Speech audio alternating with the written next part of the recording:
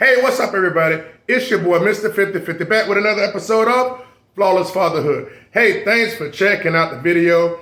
Hey, in today's episode, I'm actually just going to share with you guys a recent trip that me and my 11-year-old did. We went to Atlanta for he can see his beloved Kansas City Chiefs as they took on Atlanta Falcons in Atlanta, week 3. I hope you enjoyed the video, and if you like content like this and you support fatherhood, consider subscribing, liking the video. Hey, I'd love to have you in the community. Let's get to the video.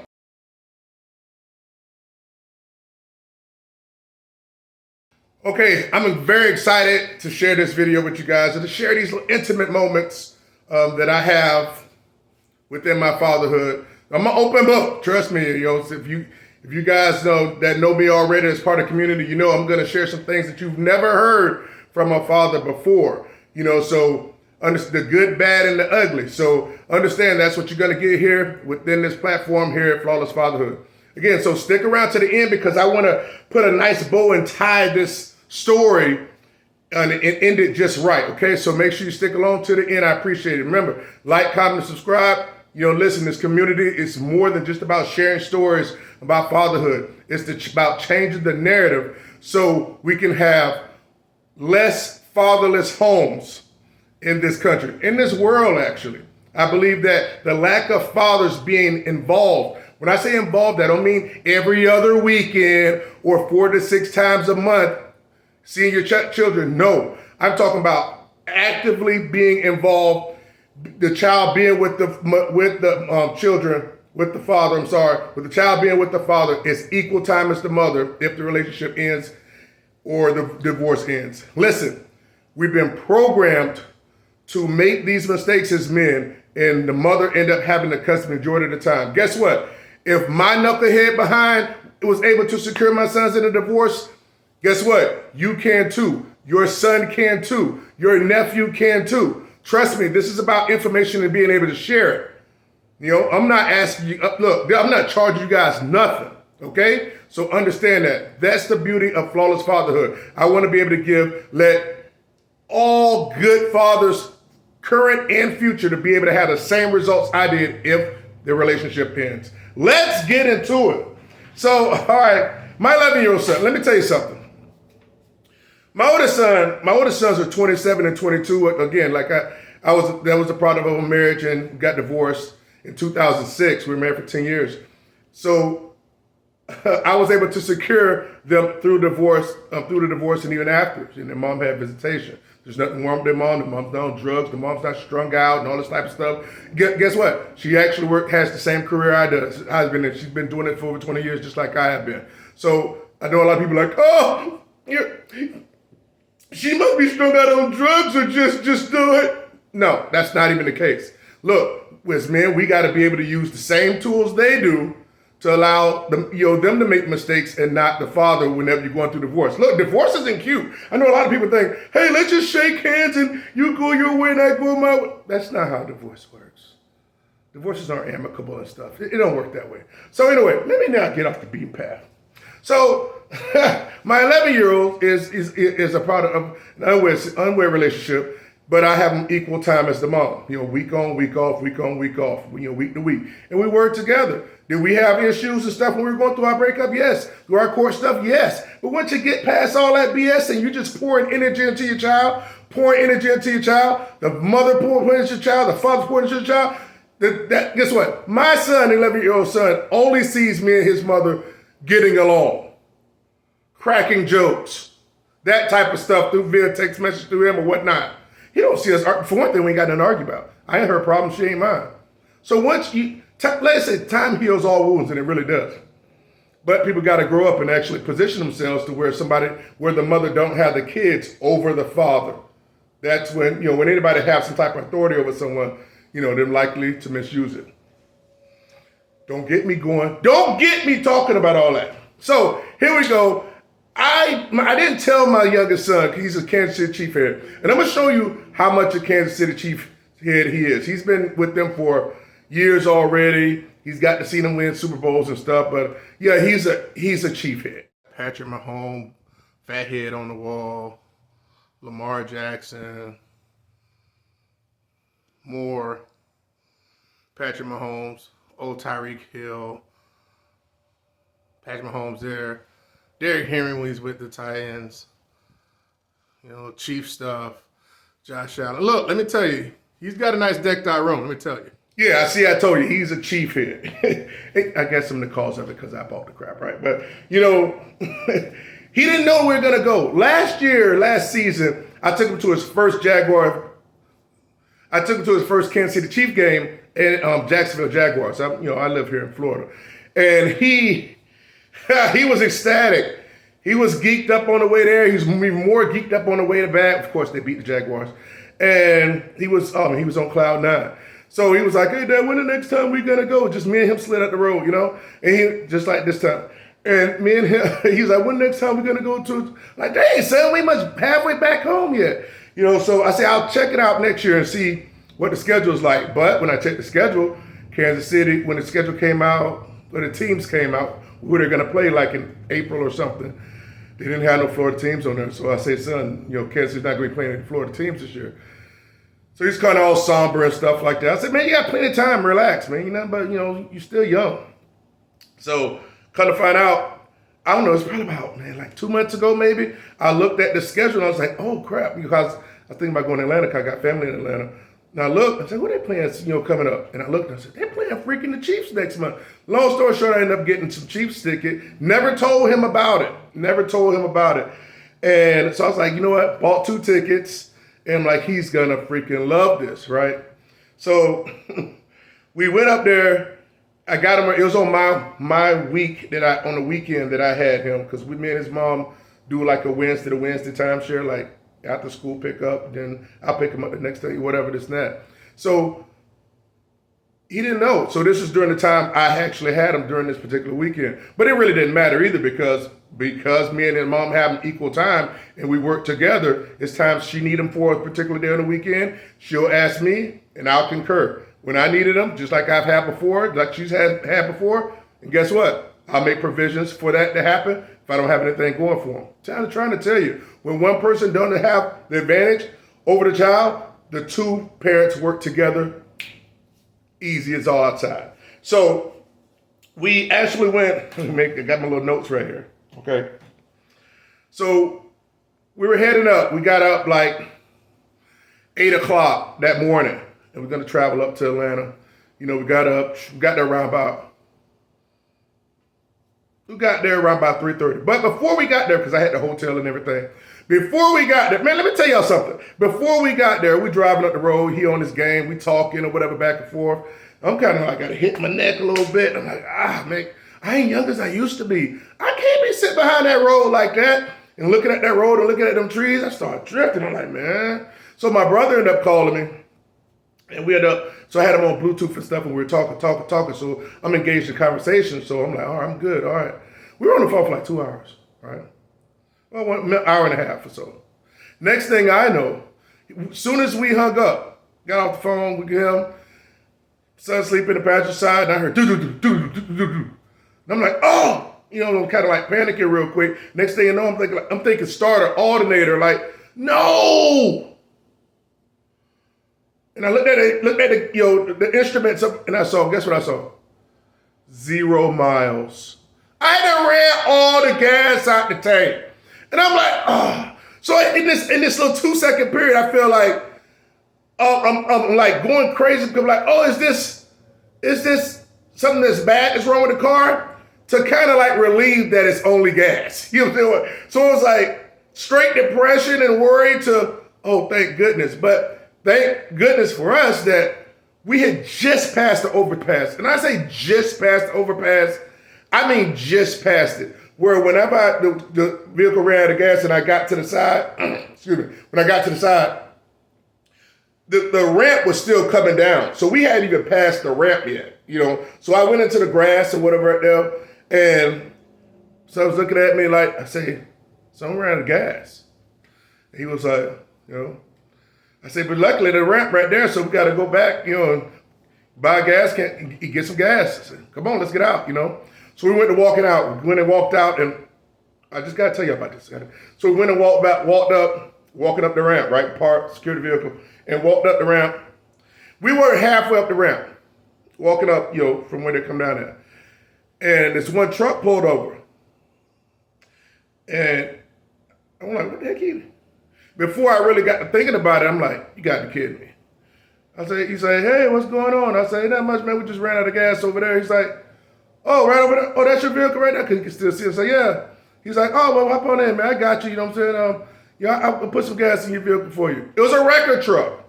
And I'm like, look. Isn't life good? Isn't life good? So we hopped in real quick. He drove us like, 15 seconds down to the vehicle. We hop out, and he had a thing in there with some gas to put it in there. I was like, and he was telling me he was about to start his workday. I had like 10, 15 bucks in my pocket. I was going to give it to him. But he was like, oh, no, this, that. No, everything good, man. It was just, I'm glad I was able to help you. I said, you sure, man? Come on, man. Like, no, straight up, man. It's for real. I said, man, thank you. And the man hugged and everything. And he said, oh, you have a blessed day. I said, man, thank you, man. You too. I got in the vehicle. So I was already in the vehicle. I told him to get in the vehicle. And I said, so you saw that? I say, he started smirking, said yes. I say, see, son, that's good living. I see, that's what happens when you help people. That's what happens when you live good. You know what I mean? I see a thing like that, you start tickling them. Cranked that suck up and made it to the next exit to get some gas and filled up. Strong, you know what I'm saying, or whatever. So I had to share that with you because it was kind of like, I wanted to run out of gas nowhere else except right there. And it's crazy because it was just perfect timing. I really feel as if life was looking out for us, however you want to place it. So that was good, and I just wanted to share that story with you. So we head up the road. We get there about 3:30, right? Check into the hotel, and he didn't know because he saw, like, when you get into town, when you get in Atlanta, you'll see people with KC stuff on. He's like, oh, that look. He said, look, boy, oh, well, look. He didn't put two and two together. Like, he knew his team played on Sunday, but he didn't know if it was nighttime or what. And we probably didn't even know who they played, even at that time. He's still 11. And I never did tell him, like, what we were going up there for. And so we got in the hotel room, and I went in there, and I kind of, went in there and freshened up and stuff like that. And I got out the shower. No, probably TMI, but let's get back to the story. And I was like, I said, hey, you ready? He was like, ready? What you mean ready? And I tossed him his little chain, his Kansas City Chiefs chain. I said, you ready to rap a little something? And that's when I guess when he put two and two together, and his eyes were ecstatic. His eyes were freaking ecstatic, and realized that, oh, I didn't know we played it. This, blah, blah, blah. So I said, yeah, we're going to shake a little something tonight. So we went up, so that's when he finally knew we were actually going to go to the game. We went to the game up there at, and I think their stadium is called Mercedes-Benz Arena or something like that. And we got there, and let me tell you something, I got there early, which is unlike me, whatever. So we got there, I think the kickoff was at 8:20. We were there, man, we were in our seats like at 7, easy. So it was a good time, but before we got to the seats, we got there and saw the festivities and saw stuff that was going on. It was pretty cool. You gonna rep something tonight? You gonna rep something against them Falcons? At Mercedes-Benz? Let's see what they gonna do. Unlike work, man. I'm a couple hours early. How you feel about that Falcons Cup they just gave you, man? I don't want this. It's free though, man. I don't want it. I don't blame you, son. It was like he wanted no parts of that, and I thought he was just playing, but he wasn't just playing. Like he didn't want that freaking stupid cup, So I kept his cup, and I had a cup, and he was able to fill it up. He did drink out of it though, because he was able to put soda in there because giving out soda for free. So yeah, so he didn't want that cup, but I kept it. He ain't got to use it. I kept his in mine. So we're getting ready to go up the elevator. Go to to our section. So. Here's a little something from the escalator. The escalator of victory. What's going to be the final score today, son? Tonight. Chiefs won. I'll say like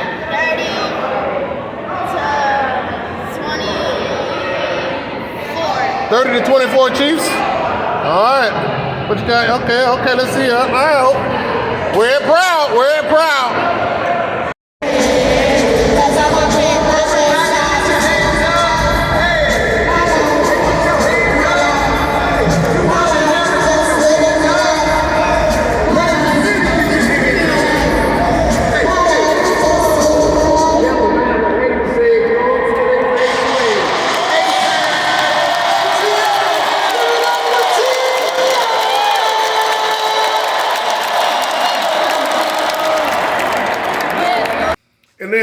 okay, it's warm-up time, right? The players are coming onto the field and stuff like that. You know, Kansas City was the visiting team, so they ain't giving them no big old hoorah or whatever. And I'm like, my son said something to me, and I'm like, you sent to the left of me. I'm like, what? The video kind of might show it like looking for the right, but based on how it was, he was sitting to the left of me. But I was like, I'm like, what? And he said it again. Man, I gotta let y'all see this. This dude just said, I see Patty. I see Patty. That's what he just said. I see Patty. Like, who the heck is Patty? Woo. I'm like, son, you don't know that man like that. You know, I'm like, y'all act like y'all throw the football around. But I get it. And it had a good time. The game started. It was close. Referees throwing and picking up flags and doing typical stuff for Kansas City Chiefs. And it was like 2 minutes to go, a minute and 50 something to go before halftime. So we was like, I say, son, you want to go down there and use the bathroom to get something to eat? You know what I'm saying? Or whatever. So he said, yeah, so we're going down there. We went down there before the main crowd started going down there. So it's like by the time we got down there, it wasn't no long restroom break or nothing like that. By the time we got out and we got something to eat or whatever, and we was eating during halftime down there before we went to our seats, that line was long and wrapped up. It was like crazy. See, that's why he come down before halftime. Then we made it back up there before halftime. Saw the second half of the game. I had a fantasy football player in there, Rasheed Rice, number 4. Scored a touchdown, gave me like 21 fantasy points. What? Yeah, it got to be something in it for me, right? You know, come on. You know, so it was a great time. We were happy. The game ended. I want to say it was 22-17, and it was tight, close to the end. They kept it tight. You know how that goes. And let me say the Chiefs fans were happy at the end. Get him back!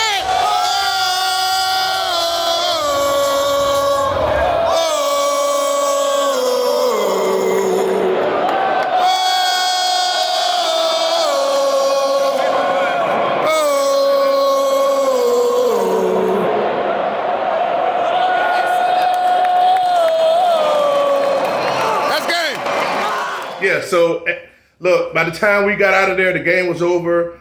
We got out of there, got to the car, made it back to the room, and he was tired, I was tired. We went to bed, and he woke up the next morning. I woke up kind of early, because I was like, let me go see that. Let me see if they got this regular, continental. They had breakfast. I almost just thought it was going down there and be like some cereal and toast. I went down there. Me and my son went down there. They had some eggs and stuff like that. Man, we got treated good. We ate our little, he had seconds, I had seconds. It was a great time. Awesome spot. And it was awesome Southern hospitality. You know, we hit the road probably around about 12, made it back later on that, early that evening. And let me tell you, it was just a great time. Wonderful experiences. And these are moments that, he'll always remember. And he'll understand that, hey, doing these type of things for your kids and creating these memories are important. Not just that, understanding the sacrifices that came before that. Just like my oldest sons know. My youngest son, he pretty much know because he's 11. He knows, but don't really know, as like my 27 and 22-year-old son knows, the sacrifice I made. I'm finna tie it up. As far as making sure that you secure your timeshare. Maybe you get a majority of the time or half the time as a father, because we have to stop this when relationships end, but thinking that the mother gets to keep the kids. That is blasphemy, and that's only freaking programming. Because we see it on TV, we see it on movies and all these other freaking outlets, but then next thing you know, she get control of it. Not all, but and if you're not doing your duty to her satisfaction, she'll withhold the kids, and then you have to go try to condemn in the court, throwing money at the courts and lawyers. It's all a vicious cycle. Handle your business in the beginning. Learn to secure your timeshare. Listen, we got insurance on our lives. We got insurance on our cars. We don't want to go get in an accident, but we have this information in case we need it so we don't lose out. You need information on this platform. A lot of you guys have sons, will have sons, guys and girls that's listening to this will have sons, and you have nephews. You can save lives. You can save lives by being able to be a part of this community and being able to share the information. These fathers, even if they're married, they don't know. They think they get a divorce and the mother automatically get the kid. That is a freaking mistake. You're giving away your custody if you allow that mother to take the kids out of the home and establish out of marital home to have them established somewhere else. You're making a mistake if you go through a separation and you leave the home because you're wearing this shield of honor thinking, oh, I don't want my kids to see this type of energy and the arguing and stuff. You take yourself out of the home, even for a separation, the system will see that as abandonment and will use it against you when it's time to go to court and get a divorce. You will not get the kids back, more likely than not. You get the kids back 50% of the time. You'll be an every other weekend father, and there you go. Good luck with your son growing up or daughter growing up to be the best versions of themselves because they don't have you in their lives. Good luck! But we shouldn't want that. And even in unwed situations, guys, they don't tell us this. There's no other father's rights advocate out there talking this. And if they did, they probably got it from my platform. This is not about changing laws. The laws are the freaking laws. I got a divorce in 2006. I was able to keep my kids. I opened up a court case in 2014-15 to get my son. To secure my legitimize my rights. Me knowing now, I should have done it on the front end. But it don't matter based off because I still got the same result because I knew how to establish my fatherhood in reality by making sure that I had my son equal overnights as her. So when it's time to open up the case, that's a different story. I prefer you not to do it that way. What we need to do is they won't tell us that when an unwed mother and father has a child, that unwed father should go up there and open up a case, not like against the mom, but a case to secure and legitimize his rights. He needs to establish paternity and get a joint custody agreement with the mom. When he does that, both parents, unwed parents, will be custodial parents on the same level. Okay? If the unwed father does not establish paternity and get a joint custody agreement, the unwed mother is the only one that's the custodial parent and the father is the non-custodial parent. But if you do that and you be proactive and you do that in the beginning, once you have a child, not waiting 1, 2, 3, 4, 5 years down the road, you do it in the beginning and establish a timeshare, an actual parenting schedule and everything was to where it's equal. You can also put in there about child support. There's no child support is required because you take care of the child equally. You can write all in there. As long as you guys agree in the eyes of the court, boom, you're done. When everything is hunky-dory. That's why I call it, do it early within the first 30 days. It's called the flawless fatherhood 30-day rule. That's when both parents are the most amicable and most agreeable so they can get that done in the beginning. So and truly want what's best for the child. But if you wait, then turmoil and issues happen and she's not likely to be agreeable. So you get it done early. If you're married and you have a child, you already custodial parents equally. That's all you got to do as a father is not give away your rights or not get caught up in a stupid restraining order or something like that. It's easy. It's not simple because a lot of guys don't know, but looking back at it, it's so simple. Hell, if my mentality jumped into a lot of these fathers' mentalities that don't have their kids, I could have their kids back in 6-9 months because I know how to finesse and be able to, I don't want to say trick, but be able to establish a strong fatherhood and then present it to the courts to where the courts couldn't tell me no. All this I offer on my platform. Establish paternity and get a joint custody agreement, unwed fathers. Do this before you break up because once you break up, she's got custody. It's going to be hard for you to get them back. Flawless fatherhood, where you hear what you need to hear, not what you want to hear. This information isn't for everybody, only for those that truly care and want it. Hey, look, I'm just the messenger. Take it or leave it. I want you to take it, though. See you in the next video.